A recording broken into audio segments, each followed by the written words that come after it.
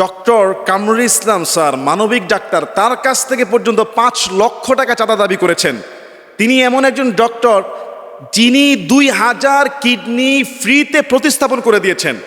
গরিব মানুষকে সেবা দিয়ে যে মানুষটি সারা জীবন কাটিয়ে দিয়েছেন, তার কাছ থেকে ৫ লক্ষ টাকা চাঁদা দাবি করেছে। দেখেন চাঁদাবাজদের দৌরাত্ম্য কত বেশি।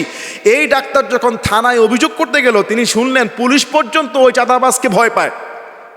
এই চাঁদাবাজ ৫ লক্ষ টাকা, যেখানে একজন দিনমজুর কামাইতে ২ থেকে ৩ বছর লেগে যায়, সেখানে একদিনে এক মুহূর্তে ৫ লক্ষ টাকা চাঁদাবাজি। ডক্টর কামরুল ইসলাম স্যার তিনি কিন্তু অন্য সব ডাক্তারের মতো না। বাংলাদেশে যখন অনেক ডাক্তার আছে কসাই, যারা ১৫০০, ২,০০০, ৩,০০০ টাকা ছাড়া কোনো রুগী দেখে না, এক একটা অপারেশনে লাখ লাখ টাকা খরচ হয়ে যায়, সেখানে কিডনির মতো গুরুত্বপূর্ণ একটা অপারেশন তিনি গরিব মানুষদেরকে ফ্রি দিয়েছে। আল্লাহু আকবার।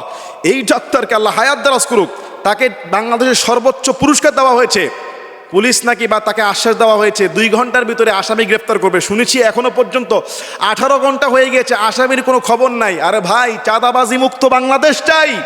যারা অন্যের হক জুলুম করে, যারা চাঁদাবাজি করে মানুষের হক নষ্ট করে দুনিয়াতে সাময়িক সময়ের আনন্দে পেতে চায়, মনে রাখবেন এই আনন্দ চিরস্থায়ী নয়। ওই চাঁদাবাজদের দেখবেন পরিবার, তাদের ঘরগুলো, তাদের বংশগুলো, তাদের পেটগুলো ধ্বংস হয়ে যাবে। ওই চাঁদাবাজের যদি কিডনি রোগ হতো, সে বুঝতো যে কিডনি কত বড় এক গুরুত্বপূর্ণ জিনিস। আল্লাহ তাদেরকে হেদায়েত দান করুক। আমরা কোন দেশে আছি যেখানে ডক্টর মানবিক ডাক্তার কামরুল ইসলাম স্যারদের এই দেশে জন্ম নেওয়াটাই বড় অপরাধ হয়ে গিয়েছে।